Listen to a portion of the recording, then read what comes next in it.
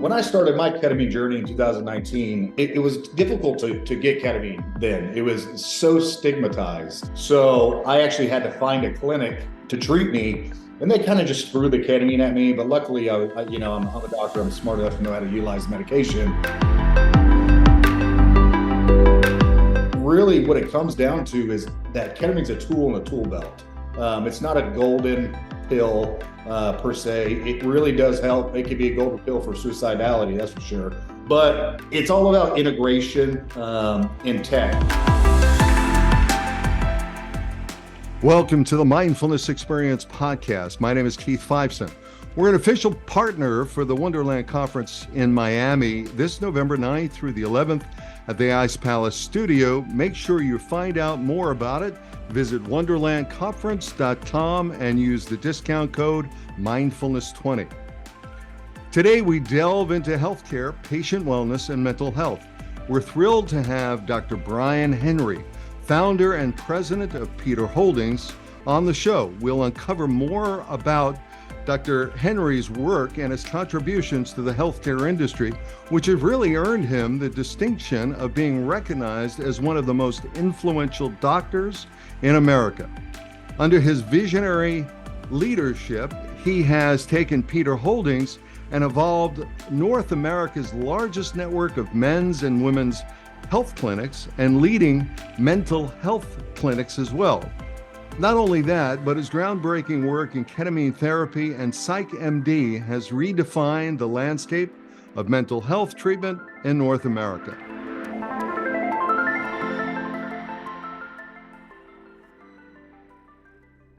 Without further ado, please welcome Dr. Bryan Henry. All right, Keith, thanks for having me. Absolute pleasure to be here. Absolute pleasure. It's an incredible pleasure to have you. I'm really esteemed, and I feel like I'm in great company. I understand you're a military veteran. I am as well. But more importantly, when we talk about Wonderland, you're also the headline sponsor for this year's conference, which is great. So congratulations. Thank you very much for sponsoring such a great event. And, it's just fantastic. I know that you're on my panel on Veterans Day. And as a fellow vet, I'm really looking forward to, hearing your thoughts about what's going on with veterans in the space. But before we get there, I just wanted to unpack something with you.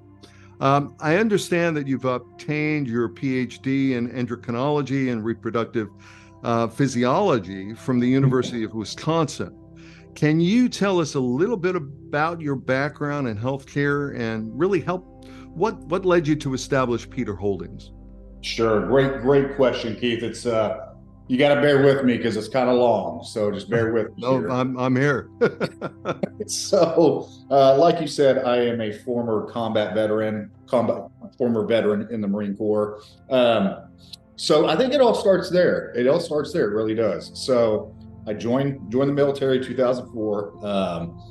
Obviously, as you know, Keith, it was a pretty wartime, I guess you could say, pretty hectic time, kind of the Wild West whenever I got in. So I joined as an 03E100 or a infantryman. So let's just say my 18th birthday was spent overseas. We'll put it that way. But so I initially thought I was going to do military for my whole career. Now, after a couple combat deployments, kind of changed my mind. Let's put it that way. And the fact that I started a family. So I kind of knew that I had to get out of that space because, again, we knew how long that war was going to be. It was going to be constant deployments and rotations, especially in my job field. So we kind of looked into it.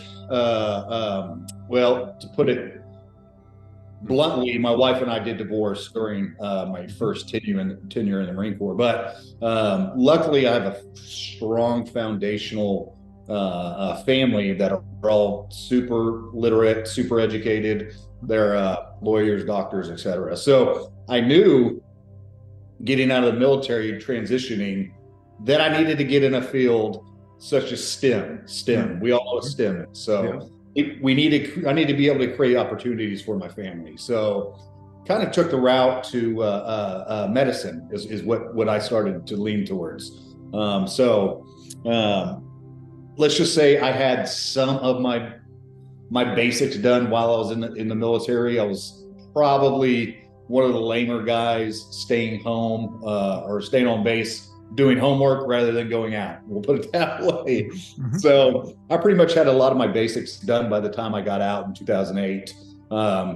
So we looked, my family and I kind of sat down and we said, what's the quickest route to becoming a provider? Because I wanted to open my own practice. I wanted to be able to kind of do my own thing, coming from a structured military regiment to really being autonomous. So I went and got my RN, registered nurse, worked as a registered nurse in the ICU while going through my master's program to become a family nurse practitioner.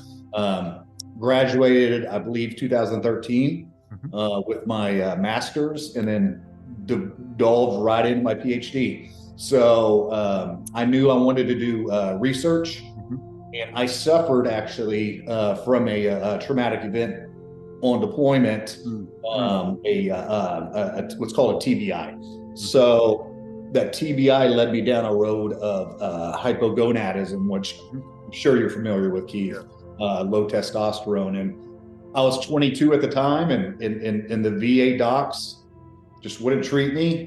Civilian docs were scared to treat me.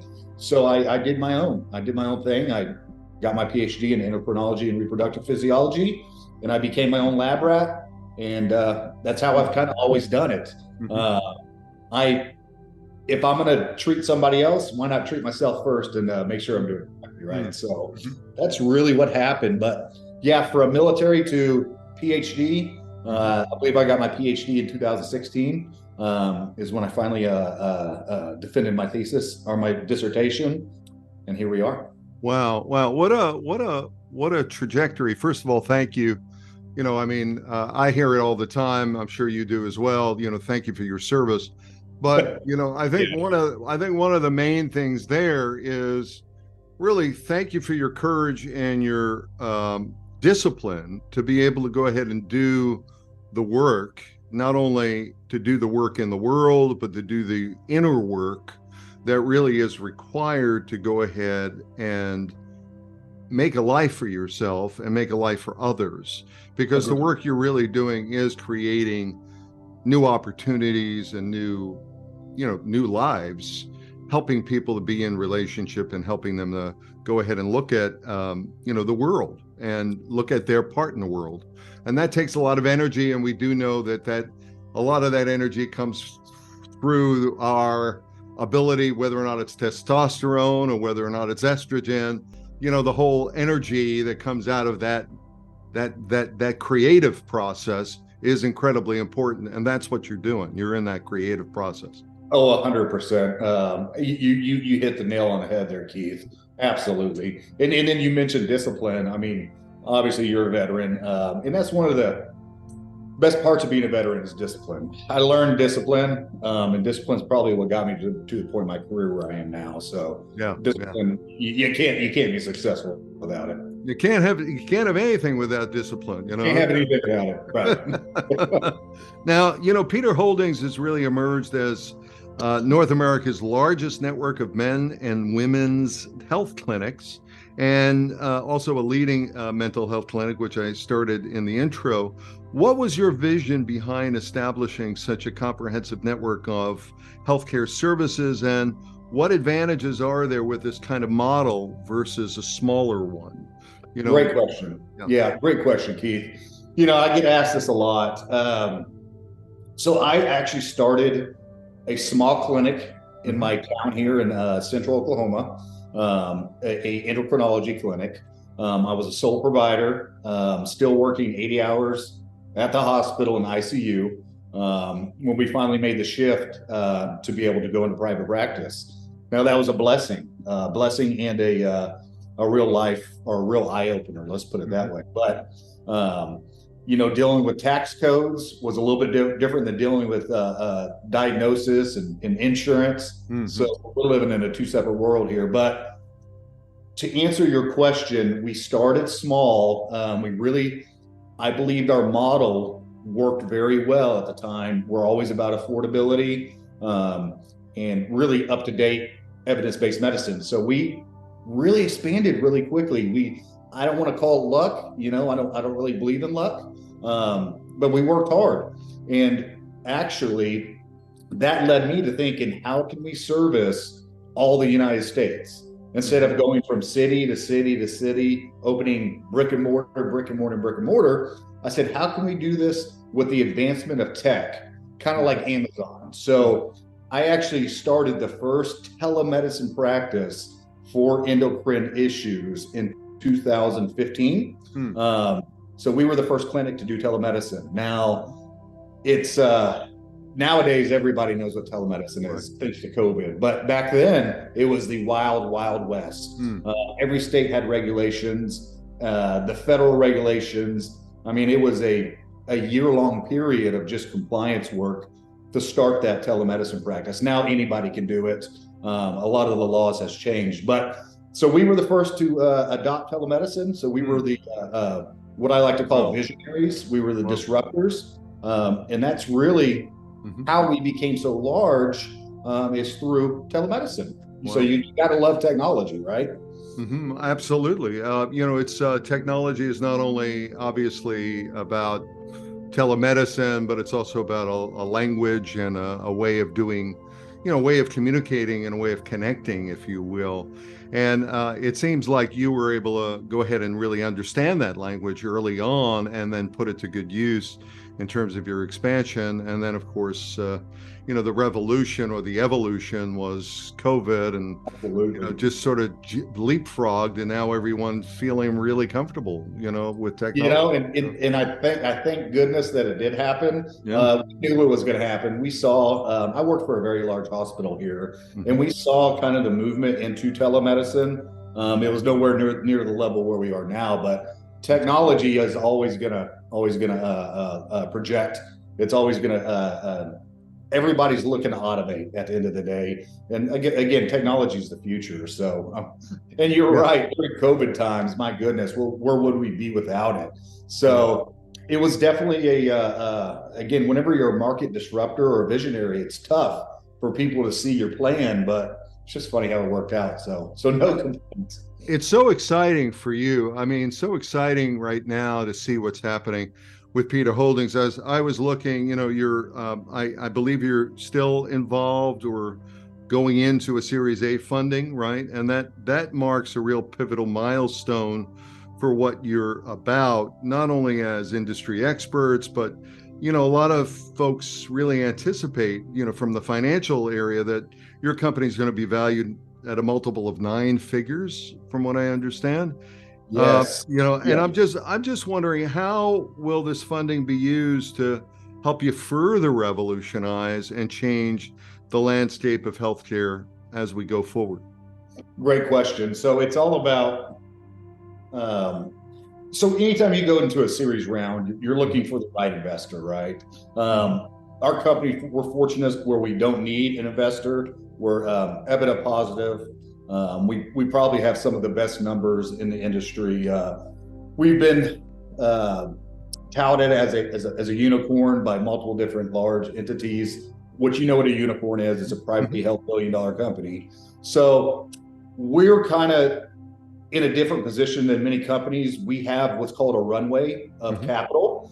We're not going to ever run out of that runway, even if we never had an investor. So we're looking for the right investor to really help us with the acquisitions and the AI and the tech to make our patients' lives and potential patients' lives easier at the end of the day. So heading into our Series A, valued at over $200 million currently, which is great for my team. Very proud of my team. So, and as interest rates start to slow down or start to come down, all that money sitting on the sideline right now is going to be up for grabs. And as you know, or most investors know, SaaS companies or subscription model companies are always kind of an investor's wet dream, let's put it. So we're in a good spot. We're in a very good spot right now. Right. Well, I like that because that also makes accessibility, affordability, and capability to be more attractive, if you will. I mean, when I know that, I'm going to be able to work with a company that I can plug and play with, and I can go ahead and get involved with through the technology, I think that's fantastic. And you've got that as a baseline, as a foundation for the company. It's how you built the company, certainly. Absolutely. Yeah. Yeah, and I'm wondering, when you look at PsychMD, which is again the part of the overall branding, if you will, of your company, which is a subsidiary of Peter Holdings, as I understand it. And that's a groundbreaking ketamine clinic redefining the landscape of mental health treatment. So you have the ketamine-assisted therapy aspect to it. What was your inspiration behind establishing PsychMD? And how do you envision the future of mental health treatment? So you've got Peter MD or Peter Holdings, then you've got Psych. Maybe we can unwrap that a little bit, and so that our listeners can understand it. Yeah, in terms of your ground play. Yeah. So, that's a great question, Keith. A lot of times companies just do it under one brand. Whenever, especially in medical community, you'll see one clinic treating both men and women. We did it the other way. We found out that building a brand behind each medical, I guess you could say, specialty, men's health, women's health, mental health, we decided to spread the brands apart. So Peter Holdings is the holding company for Peter MD, which is obviously our launching ground. We did acquire a practice, Dr. Uzi Reese, who's probably the most prominent physician in HRT. We acquired his practice, and that's Petra MD, our female side. So that we have Peter MD, Petra MD, men and women optimization, health and wellness. And it's interesting, Keith, how I got into ketamine. So again, as a former combat veteran, I have a lot of connections, and I also did a lot of contract work with the DoD up until 2019. My last rotation was the Horn of Africa. So I had a lot of special operations friends, and as you know, psychedelics, ketamine, etc., really started to expand in 2019. The ayahuascas, the ibogaines, all those retreats. Because after 20 years of war, we're seeing our guys are suffering, absolutely suffering. The VA's not doing anything. So let me kind of explain what got me onto ketamine. So, of course, I suffered from PTSD pretty badly. I was 100% disabled, 2 TBIs. And in 2019, our practice was thriving, and I just couldn't get out of bed anymore. I became so put it depressed. I just chalked it up to PTSD. And then my sister, who's a psychiatrist that works for the VA, she said, "Did you hear about all these studies that are coming out about ketamine, et cetera, because we like to talk." She's very, very military supportive. So I'm like, of course I've heard of this. A bunch of my current patients are doing it. So she's like, give it a try. So I tried ketamine, and it changed my life, Keith. It really broke down some walls, broke down some barriers, kind of reframed some of my issues, I guess you could say, my past traumas. And ever since then, I'm still a ketamine patient to this day. So it took a while for me to convince my board to do ketamine. That's for sure. I had to really beg and plead and kind of show the studies and the stats. But we allowed to do it, and Wonderland we're actually launching. So we've been fortunate enough to have such a large group of special operations as part of our executive team, et cetera, that we've utilized the service, proven the service.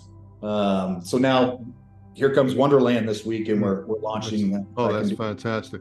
Yeah, that's fantastic. Well, congratulations on that. And I'm very excited. I know we've got a panel there, and I do have some questions, which I'm going to ask you during our time, but I'm going to ask you towards the end, because I really want to unpack PsychMD a little bit more and really understand that. Can you tell us about your team there, maybe some of the expertise that supports what your approach is, holistic, mental health treatments, stuff like that? Is there an overall approach that you use that is, maybe a standard approach that you're looking to replicate? Great question. So it's actually funny. When I started my ketamine journey in 2019, it was difficult to get ketamine then. It was so stigmatized. So I actually had to find a clinic. It was actually an online clinic to treat me. And they kind of just threw the ketamine at me. But luckily, I'm a doctor. I'm smart enough to know how to utilize medication.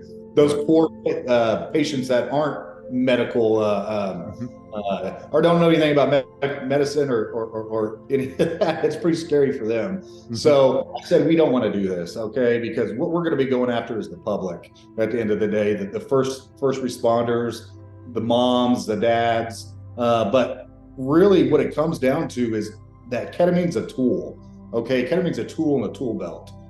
It's not a golden pill per se. It really does help. It can be a golden pill for suicidality, that's for sure. But it's all about integration in tech. So we're utilizing a lot of tech,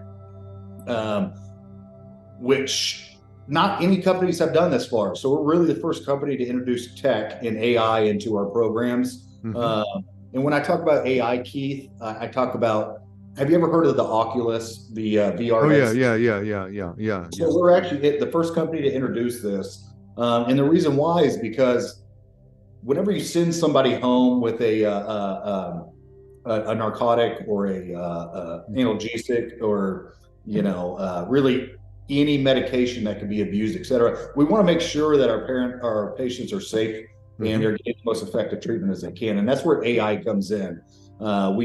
We've worked with another company to develop it's just like having a psychotherapist in your ear, walking you through your dreamscapes, really making sure you're doing your intentions, focusing on that trauma. So instead of, here, take these pills, go lay down and listen to some music, we're kind of putting a lot of psychology behind it. So you're incorporating digital therapeutics as a part of your overall implementation for whether or not it's prep, whether or not it's setting, or integration as a part of the process. Yeah, absolutely. It's because the FDA just put a warning letter out a week ago about the dangers of having patients do ketamine at home. So there's always a danger with really anything you do at home. So we want to make sure that we make our patients feel as comfortable and safe as possible. So we utilize what's called trip sitters. I'm sure you've heard of them, Keith. So they're basically an individual that have been doing psychedelics for years and years and years. So they'll actually sit just like we are here, Keith, and they'll do their treatments. They'll set the phone off to the side just to make sure that we have somebody actually supervising them and making sure, of course, that everything goes right with their intentions and any questions that may pop up during therapy. So we're very inclusive in what we do. It's not just, I'm going to send you your medications in the mail and we'll talk to you in 2 months. So it's pretty well inclusive. Right. So you're deploying, if you will, trip sitters, people who are they also working in a telehealth kind of an environment? They working are with the individual. They have the VR. They have the headset. Maybe there might be some music, some sound, but maybe they're piped into it, and then they're giving them the guidance in terms of intention, preparation, setting, in terms of, the ability to guide them through, just to let them know that you're there if there anything comes up. Yeah? Yes, because it can be a scary thing whenever you're taking a psychedelic, and again, ketamine's not really, I don't really call it a psychedelic. Dissociative. But it does, produce glutamate that does kind of dissolve the ego. So we'll call it a psychedelic. But but really, ketamine is really good about the neuroplasticity and kind of reframing past trauma. So you're 100% correct with what we're doing about inclusivizing into the AI, our trip sitters, just to make sure they feel comfortable. And it's just like having a professional. If you're going to a clinic, they're sitting right there, they're seeing what you're seeing, So it's pretty neat what we're gonna do here. Right, right. And of course, I think one of the things that you've talked about, when we look at treatment-resistant depression or we look at suicidal ideation, I mean, these are areas where you don't necessarily want an intervention, but you also don't want no one to be there. You want someone to be there, just in case, because and I like the fact that you're using AI, and I assume that AI technology would work specifically in terms of helping to understand or helping to reinterpret whatever is going on for that individual in that session. Yeah, so it gives us feedback that we normally wouldn't get. You gotta understand, most people are I wouldn't call lazy, but it gives us back the feedback we normally wouldn't get. So we know how our patients, we're able to monitor them a little bit closer, and really revamp what interventions and what treatment modality they need based on their own biochemistry. So it's pretty neat. It really is pretty neat how we're doing it. Well, it sounds to me like a licensing opportunity and an opportunity to, I mean, if I'm working with a local ketamine clinic over here, with helping them with set, and integration with mindset and integration, preparing, and then, sitting down with individuals, obviously an hour, 90 minutes, it winds up being somewhere around 2 to 3 hours if you're doing the actual sit work. And then obviously the integration work, which is really important, but it sounds like you've got this capability in terms of being able to monitor and work with clients that really can help, fast track that a little bit, or make it less labor intensive. Exactly. We're always looking to reduce labor while increasing our patient scores. So, but you did mention you were doing the integration. I still think integration is super and powerful. So that in-person integration with somebody that knows what they're doing with psychedelics is absolutely crucial. So what you do, Keith, is I still think is never going to change. I still think having that person talk to you for an hour or so about setting up your intentions, et cetera, I still think that's all going to be extremely important, and we still do that. But just not get off guard and people think that we don't do that. We do. We definitely do that as well. Yeah, because at the end of the day, it's not only about what did I see or what did I hear or what did I open up for myself, but it's really how do I activate it? How do I be the change I wish to see in my life? And that's where the integration stuff comes in. Yeah. Oh, 100%. And then of course, what did I saw this sign during my therapy? What does that mean? Because there's a lot of meaning behind what our whenever our egos dissolve. There's a lot of meaning whenever we're firing those 150 million brain cells out there that just normally aren't getting touched. And of course, the amygdala is suppressed as well. So there's a lot going on, we could put it that way, that the patient needs to really, again, it's a tool in the tool belt. There's a lot of other things you need to do other than just the ketamine. So, yeah. Right. Yeah. I mean, that's synaptic firing and wiring is happening. Exactly. Yes. Well said. Yeah. So let me ask you, when we start taking a look at the technology and we start taking a look at the evolution here, what do you see as innovative therapies like, what role do you see with innovative therapies like ketamine? What role do you see them playing in the future of mental health treatment?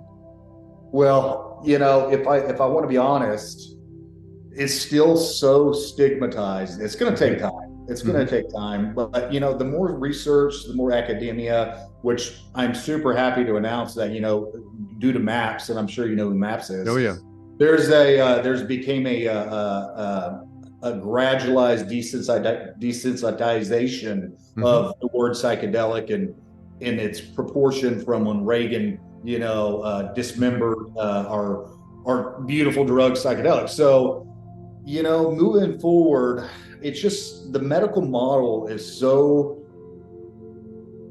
pinpoint or so brainwashed to use pharmaceuticals. Okay, now when I use pharmaceuticals, I mean antidepressants, SSRIs, anti-anxiety medications. I really think we need to start getting away from utilizing pharmaceuticals and trying to fix the root cause of the problem. Because without that, you're going to be on that SSRI forever. I mean, you're never going to come off of it. So, again, I think a lot of doctors have gotten that position, and it's not their fault. It's society's fault. It's medicine, the way that we treat medicine, especially in the allopathic way. It's just set to a standard. Start doing this, start doing this, start doing this. If they don't respond, send them to another specialist, have them do this, have them do this, have them do that. So I think we really need to get away from the pharmaceutical system and start being able to utilize these secondary therapies that we know work at the end of the day. It's difficult. It's going to take a lot of time. We know big pharma kind of runs everything. So right. It'll be interesting to see, but the time is headed in the right direction. I think we're at kind of at a forefront right now of mental health with psychedelics. And for people listening, I never touched a drug in my life up to ketamine. So there's a lot of stigma. I was stigmatized. I said, why would I want to do psychedelics? That's just crazy. Isn't that harmful? Well, that's what was taught to us by the Reagan era, is how harmful the drugs were without any of the medicinal benefits. So I think we have to change that stigma. We have to get the academia out there. We have to get the statistics in front of Congress. There's just so much that we need to do right now still, Keith. But it's headed in the right direction, in my opinion. Yeah, I mean, there's over 500 research studies now. There's 86,000 research papers. One of the things I really see, and you've talked to it as well, is this the neurogenesis, the neuroplasticity, the interconnectedness.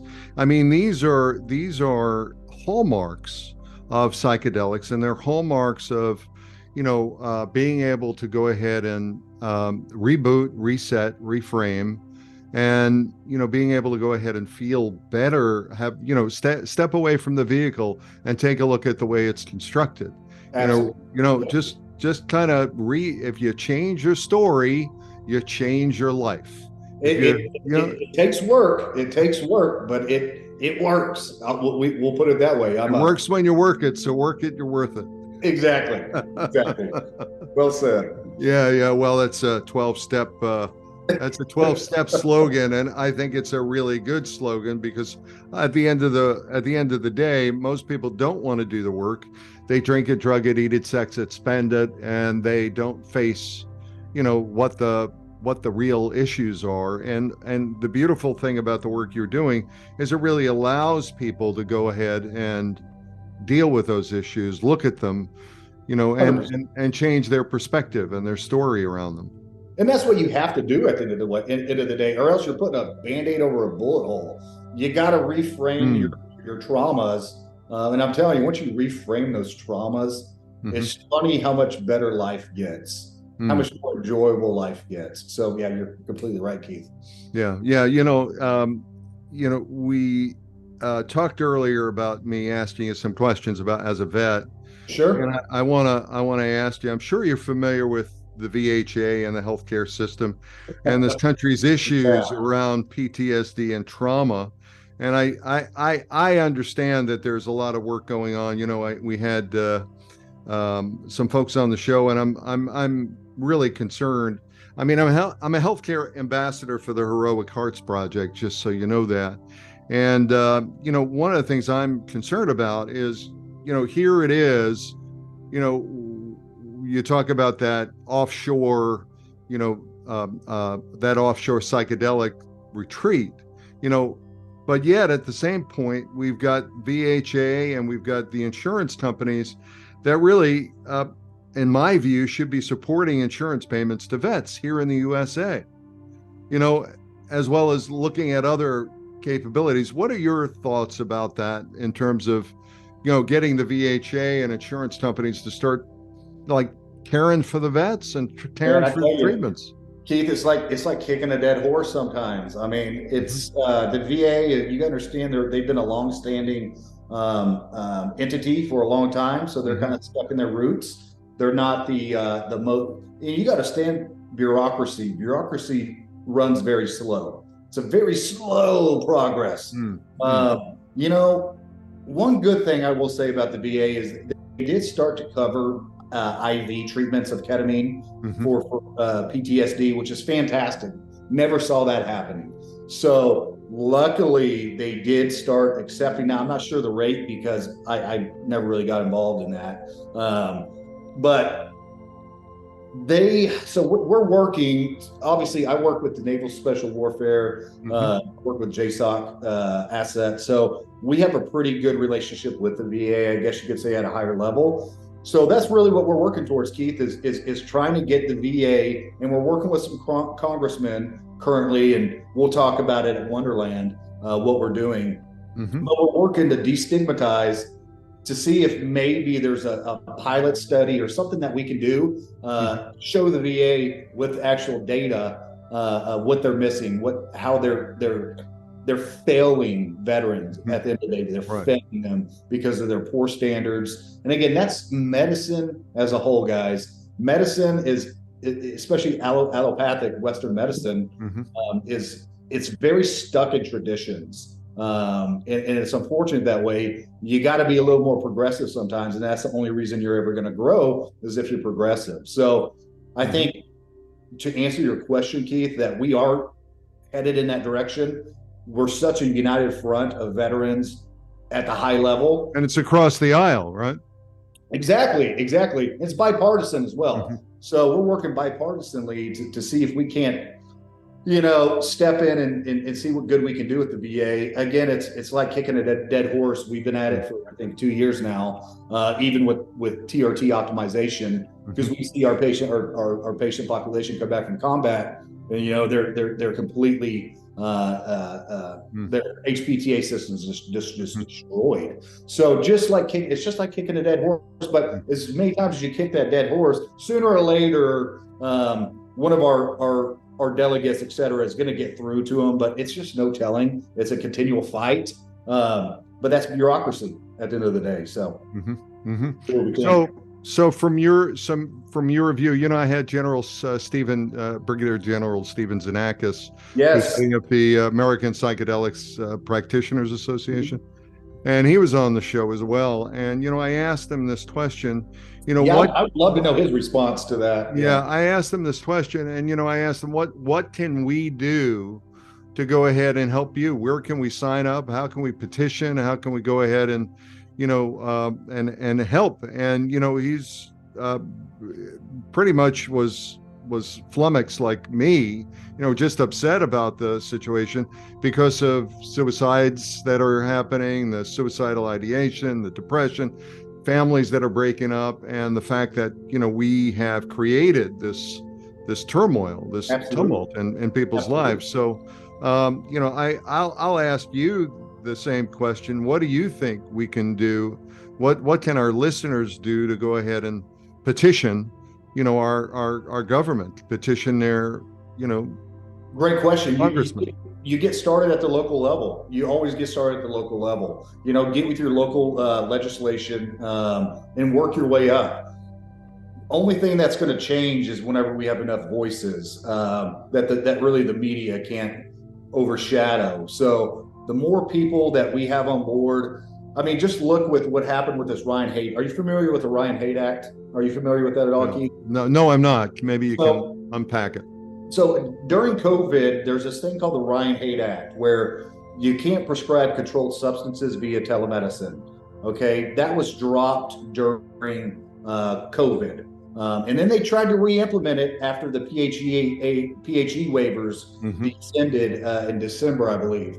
But you know what happened? The community came together, the patients came together, and we put together around 70,000 signatures to petition that Ryan Haight Act re-implementation. And guess what? The DEA heard us. So that it's very difficult for bureaucracy to listen to the public sometimes. But whenever you get enough people involved, that's really the only way, guys, that we're ever gonna overcome this. We have to be a united front, and you have to stand strong. They can really break you down over time because bureaucracy is so slow. But I see it the same way as we did with the Ryan Haight Act. They ended up pushing that away again for another 2 years. because of us. So that's a win in our book. So I think we do it the same way. We stand together as a front, get the population, the people that we're helping, because there's a ton of them out there, Keith. There really are.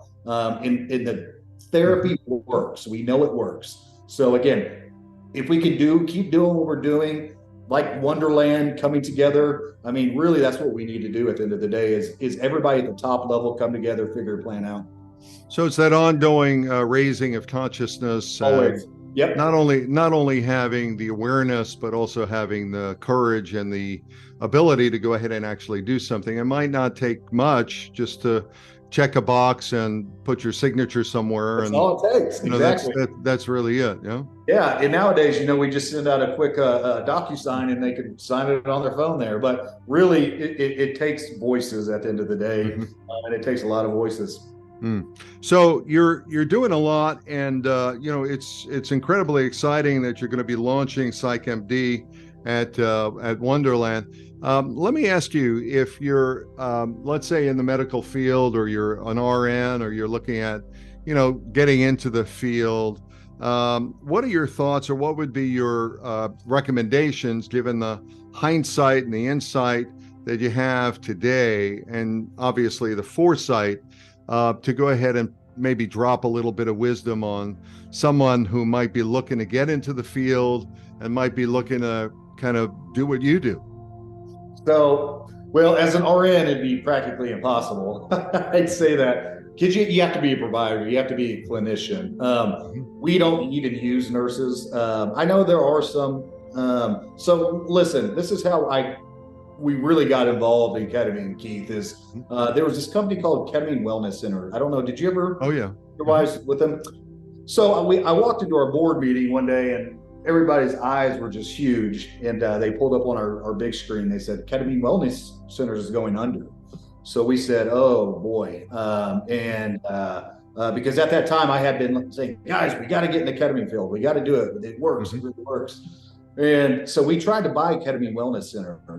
We started getting videos, phone calls from veterans, because the VA had started covering the ketamine infusions for a lot of veterans. Awesome, beautiful. However, Ketamine Wellness Center just shut down shop overnight, locked the door, ran away, threw away the key. So it left a lot of veterans out in the it just kicked them out of the system. So they couldn't afford to go anywhere else, because they were the only one really accepting VA benefits. So we said, let's go in there, let's buy the company, let's save it, let's get our veterans back on treatment. However, unfortunately, due to their side, really their public owner, he couldn't get the deal done. It was just a little bit too shady. So we said, we're going to do this ourselves. And that's what started PsychMD to the point we are now. But back to your question, RNs, you really got to be even a doctor, obviously. If you're starting, if you're an MD, okay, and you've got RNs or whatever. Yeah. Well, I was an RN. I'm a nurse practitioner. So and look at you. You've done incredibly well. That's that's why I framed it that way, by the way. Yeah. So just FYI, all my RNs out there, don't ever think about not going back to school. First of all, that's the best thing to do for yourself, because that's only going to create more opportunities. But as doctors getting into this, I foresee it becoming very popular, because again, like you said, 500 research studies, I think it's actually higher than that now. So it's interesting to see how medicine's going to be progressing in the future, as long as the FDA and big pharma doesn't get in the way. But we plan on creating a master course for providers in order for them to implement this in their clinic. So as many providers, as many people as we can help, that's going to be our motto at the end of the day, or our mission. So yeah, if any doctors, any providers out there ever want to get into the space and you truly believe in the medicine, you believe in, if you have some ounce of spirituality in you, reach out to us. We're always happy to give advice. That's what I love doing, for sure. Good. I like that. So one of the things you're saying is, if you're interested in moving into the space, that you're open to go ahead and providing the guidance and the leadership, if you will, the insight, so that they can get the foresight that they need to be successful. Which I think is important because it was never there for me. Back in 2019, there was nothing available. It was, again, like the Wild West, I put it. Now, we put together some courses, et cetera, but we're really going to be working with a lot of different providers I don't know if you've heard of the International Peptide Society. I don't know if you've heard of that or not, but it's going to be similar to that, where we put together courses to help teach the physicians and PAs and NPs on the roundabout curriculum and learning of doing what we do. Oh, that's great. So we're really kind of at a point where we're closing down our time together, and I really really appreciate the work you do and the insights that you've had. How do people get a hold of you to go ahead, and whether or not they want to obviously get into the field, or they just want to get more information about you, or actually kind of follow the company in terms of its rise and maybe invest? Yeah, and I'd say likewise, Keith, what you're doing out there is fantastic, friend. So, keeping the word out. But yeah, so getpetermd.com is our main subsidiary, and everything kind of flows off of that. So, of course, we have our board, we have press, we have investor relations, all numbers on there. So, getpetermd.com. It's a very helpful website. There's a lot of education on there. And again, we're launching PsychMD in what is it, Keith? What is 3 days? 3 days. 3 days away. So it's going to be a good time. But a lot of again, we're headed into our Series A. We're kind of an investor's wet dream. So we have a lot of the door's already being knocked on. Let's just put it that way. We just want to find the right investor that believes in the future of what we're doing, which is super, super powerful, because we're going to be able to help a lot of people. So again, just check out the website. If anybody wants to get in touch with us, that's the best way to do it. Okay. Okay. All right. Getpetermd.com. You got it. Love it. And again, thank you very, very much, Bryan, for being with us. Dr. Bryan Henry, thank you. My pleasure, Keith. And hey, I look forward to seeing you at the conference, okay? Yeah, likewise. All right, don't be too hard on me, all right? I can't promise that, but we'll be good. All right, Keith.